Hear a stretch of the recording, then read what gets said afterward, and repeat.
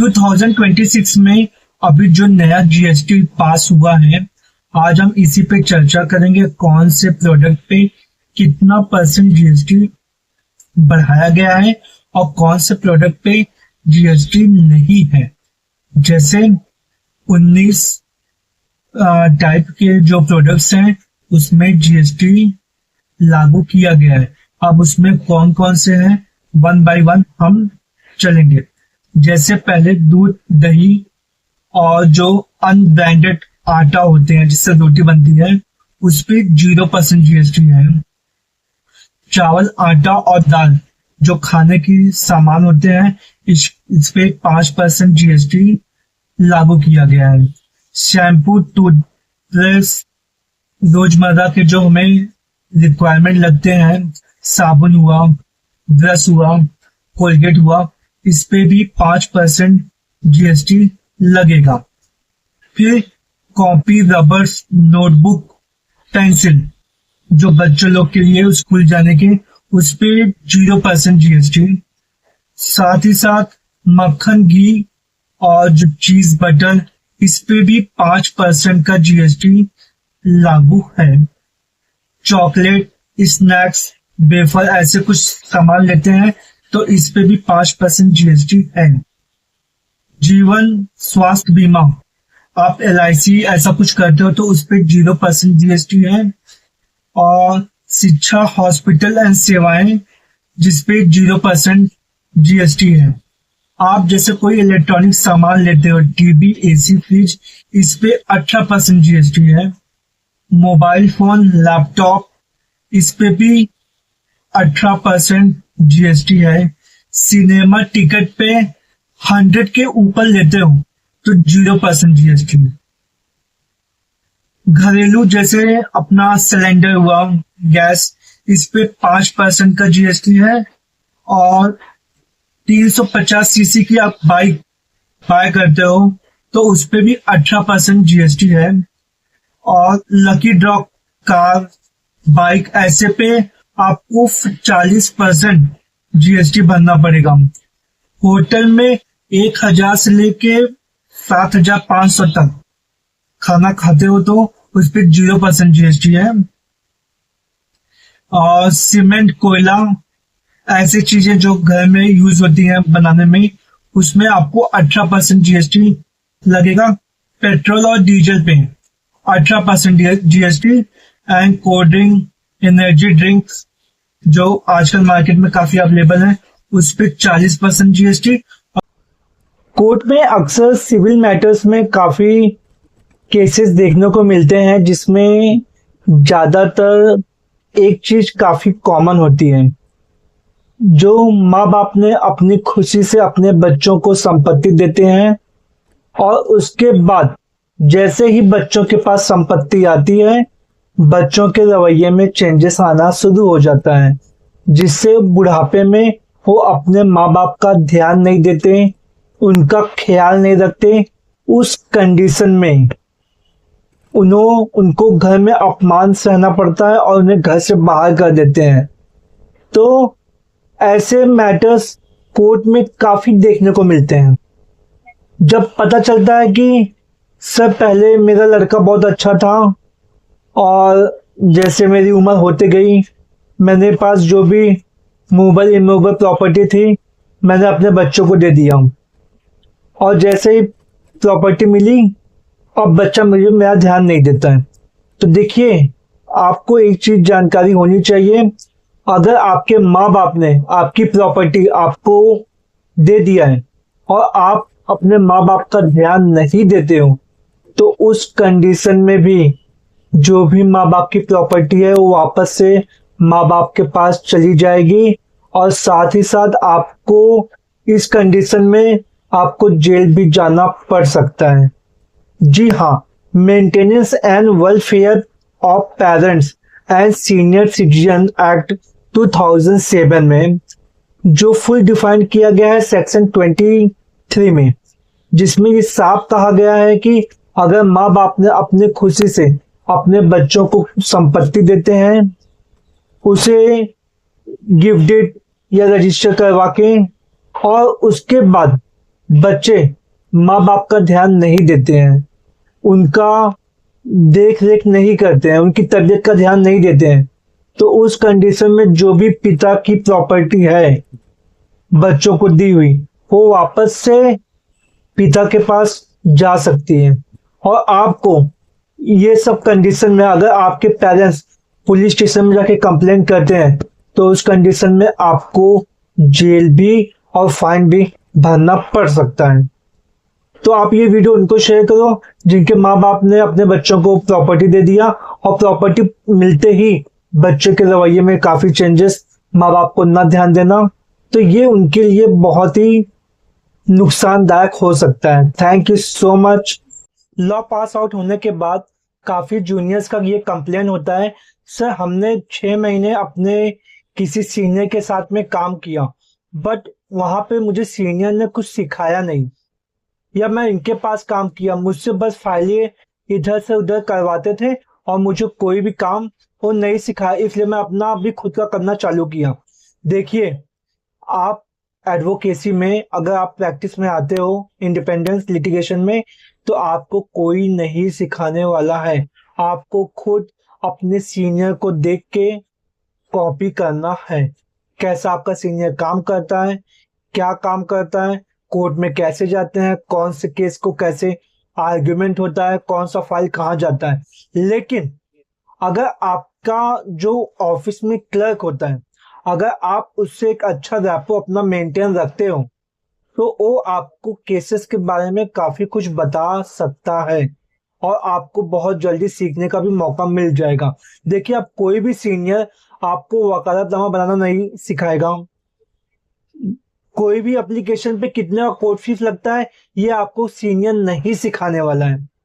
Bail application पे कितने की कोर्ट फीस लगेगी, कौन से डिपार्टमेंट में कौन सा फाइल सबमिट होता है, ये आपका सीनियर आपको नहीं सिखाने वाला है।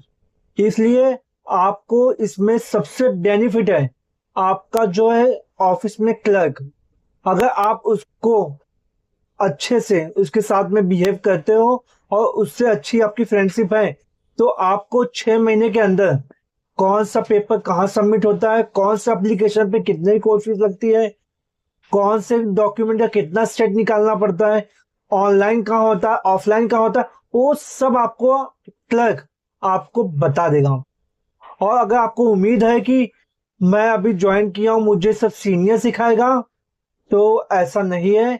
आपको यहाँ पे कोई भी चीज आपका सीनियर नहीं सिखाता है, या आप खुद से सीखो या कि उनको कॉपी करके। Thank you so much. Vande Mataram. कभी कभी ऐसा देखने को मिलता है कि आप प्रैक्टिस अपनी शुरू कर दिए हो और अभी आपका कोर्ट आना जाना शुरू है, बट कभी कभी ऐसा होता है कि कोई क्लाइंट आपको कुछ पैसे देता है और बोलता है कि सर आप इस पे साइन करके मुझे नोटरी करवा के दे दो, या आप मेरे मैटर में कोर्ट में खड़े हो जाओ और बोल दो ऐसा इस मैटर में ये है। देखिए, अगर आपको पता है तभी आप कोर्ट में जाके उसके लिए आप बोलो, नहीं तो कोई भी क्लाइंट आपको अप्रोच करे, आप उसको जानते हो, आप ऐसा कोई भी काम मत करो। क्योंकि क्या है, बहुत लोग ऐसे फेक सिग्नेचर करके वो पेपर्स पे और कोर्ट में सबमिट कर देते हैं, ये टोटल रॉन्ग होता है। और अगर ऐसे करने पे आप पाए जाते हो तो आपकी डिग्निटी और आपका इससे नाम भी खराब होगा। तो उस कंडीशन में अगर आपको उस केस के बारे में नहीं पता है तो आप पैसे के चक्कर में जाके कोर्ट में ऐसा कोई भी बात क्लाइंट का सुना हुआ मत बोलो। क्योंकि क्या है, जब तक आपको सारी चीजें नहीं पता होती है तब तक आप कोर्ट में कुछ भी ऐसे नहीं बोल सकते। क्योंकि अगर आपने सोच के नहीं बोला कोर्ट में तो जज साहब नहीं सोचेंगे आपके केस में जजमेंट सुनाने से पहले, तो इसको चल के आपको आगे चल के भी दिक्कत हो सकता है। तो खास करके जो फर्स्ट जनरेशन एडवोकेट है, तो पैसे के लिए कोई भी पेपर पे अफर्मेशन करवा देना, कोर्ट में जाके ऐसे सबमिट कर देना, तो वो सब चीजों से आप बचिए। Thank you so much. Vande Mataram. अभी आपकी लॉ कंप्लीट हो चुकी है या आप 1 साल बचा हुआ है और आप कोर्ट में आना चालू कर दिए, तो देखिए, आप अगर अपने सीनियर के साथ में रोज कोर्ट में आ रहे हो उस केस के रिगार्डिंग, या आप डिपार्टमेंट में जा रहे हो किसी काम को लेके, तो कभी ना कभी आपको कोई क्लाइंट आगे से आके अप्रोच करता है कि सर मेरा ऐसा ऐसा केस है और मुझे एक वकील चाहिए, आप मुझे सजेस्ट कीजिए। तो उस कंडीशन में मैंने देखा ज्यादातर बच्चे क्या कहते हैं, उनका ये बोलना होता है कि सर अभी मेरा कंप्लीट नहीं हुआ है और आप कोई और वकील कर लीजिए, या फिर जाके वो किसी और को दे देते हैं। तो उस कंडीशन में आप अपने सीनियर को जाके उस क्लाइंट को मिला दीजिए, और साथ ही साथ आप भी उस केस पे फुल वॉच कीजिए कैसा मैटर है, इसमें क्या होने वाला है। कि क्योंकि कल को आप भी जब एडवोकेट बनते हो तो हो सके तो आप ही इस मैटर में अपना अटेंडेंस लगाना चालू कर दो।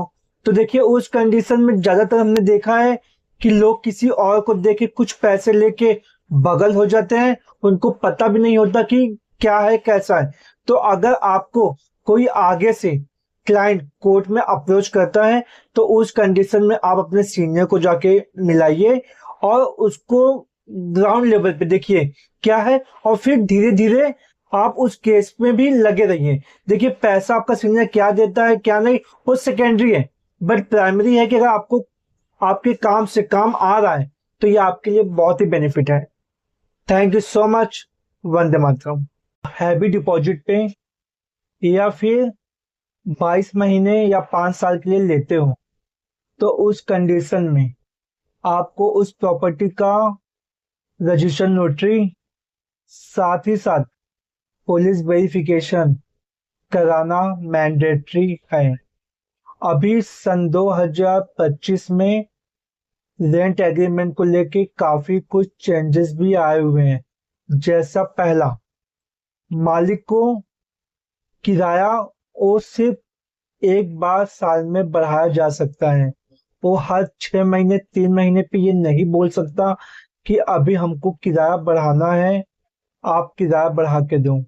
जो आप अपने एग्रीमेंट में बाकायदा मेंशन कर सकते हो। सेकंड पॉइंट, अगर आपको वो घर छोड़ना है या मकान मालिक को घर खाली करवाना है तो उस कंडीशन में आपको 2 महीने एडवांस में आपको एक नोटिस देगी, जिससे आप 2 महीने के अंदर वो घर खाली करो।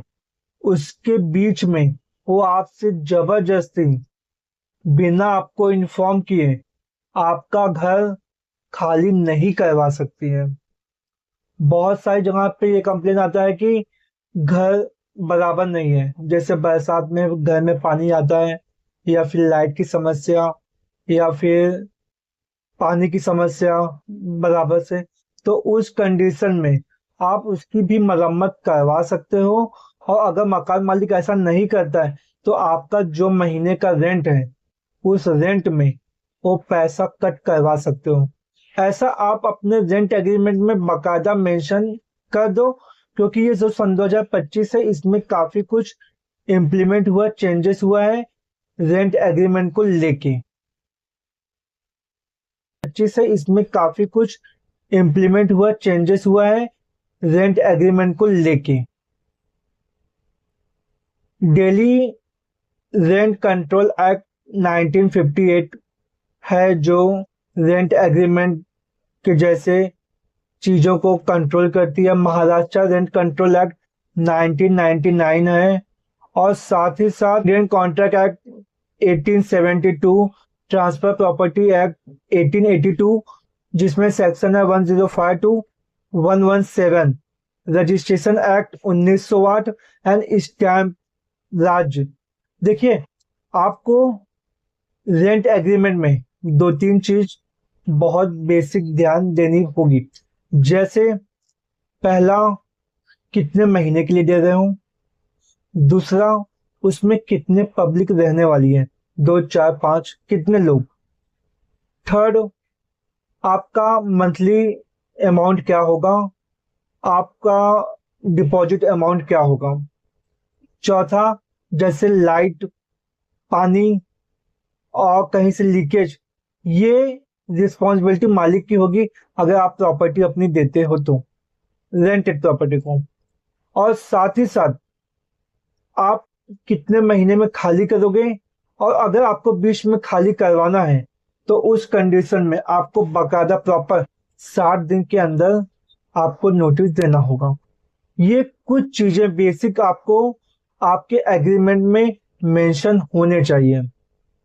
और साथ ही साथ अगर आप 11 महीने के तक या उससे कम टाइम के लिए दे रहे हो तो आप एक सिंपल सा 100 के स्टैम्प पेपर पे सिंपल नोटरी करके आप दे सकते हो। वही चीज आप अगर 11 महीने से ऊपर देना चाहते हो और आपका अमाउंट भी अच्छा खासा है तो उस कंडीशन में आप उसे रजिस्टर नोटरी करके और पुलिस वेरिफिकेशन के साथ में दो। बस इतनी चीजें आपको रेंट एग्रीमेंट के रिगार्डिंग जानकारी होनी चाहिए। मेरे कैप्शन में मैं सारे डिटेल्स डाल के रखा हूं, आप एक बार कैप्शन में जाके विजिट कर सकते हो। और साथ ही साथ आपको इतनी सब चीजें जानकारी रहेंगी तो आपको एग्रीमेंट को लेके कोई भी टेंशन लेने की जरूरत नहीं है। आप ये वीडियो उनको शेयर करो जो रेंटेड प्रॉपर्टी पर रहते हैं, उनको घर की रिक्वायरमेंट है और कंफ्यूजन ये रहता है कि हम इसको रजिस्टर नोटरी करें या सिंपल नोटरी, तो उस कंडीशन में उनके लिए बहुत ही बेनिफिट होगा। Thank you so much. Vande Mataram. Condition में अगर आपका इतना अमाउंट है घर का तो आपको रजिस्टर नोटरी करवाने की जरूरत नहीं है। आप एक 100 के स्टैम्प पेपर पे सिंपल तरीके से आप उसको नोटरी करके 11 महीने के हिसाब से आप उस प्रॉपर्टी पे रहना शुरू कर सकते हो। देखिए, जो रेंट एग्रीमेंट रजिस्ट्रेशन एक्ट है ना, वो 1908 में डिफाइन किया गया है, जो सेक्शन 17 में फुल डिफाइन किया गया है, जिसमें क्लियर बोला गया है कि ये इसमें 11 महीने तक आपको कंपलसरी होना चाहिए, और साथ ही साथ आपका 11 महीने से कम है तो आपको उस कंडीशन में रजिस्टर नोटरी करवाने की मैंडेटरी नहीं है। अगर हाँ, यही चीज आपका 11 महीने के ऊपर होता है, 22 महीने या 4 साल के लिए, 5 साल के लिए, आपका अमाउंट भी ज्यादा होता है, 50,000 40,000 रुपया महीने का रेंट और 2 से 3 लाख रुपया आपका हैवी डिपॉजिट अमाउंट, तो उस कंडीशन में आपको रजिस्टर नोटरी कराना मैंडेटरी होता है। और साथ ही साथ वहां पे जितने भी लोग रहेंगे उनका पुलिस वेरिफिकेशन करना भी मैंडेटरी है, क्योंकि इनका कोई पुराना कोई रिकॉर्ड नहीं है, ऐसा कोई क्रिमिनल इनके कुछ है तो नहीं। तो उस कंडीशन में आपको अपनी प्रॉपर्टी सेव करने के रिगार्डिंग उनका रजिस्ट्रेशन नोटरी और साथ ही साथ पुलिस वेरिफिकेशन भी करना मैंडेटरी होता है। और इसमें जो ट्रांसफर प्रॉपर्टी एक्ट है 1882 में सेक्शन 107 में डिफाइन किया गया है। प्रॉपर्टी को हैवी डिपॉजिट पे या फिर 22 महीने या 5 साल के लिए लेते हो तो उस कंडीशन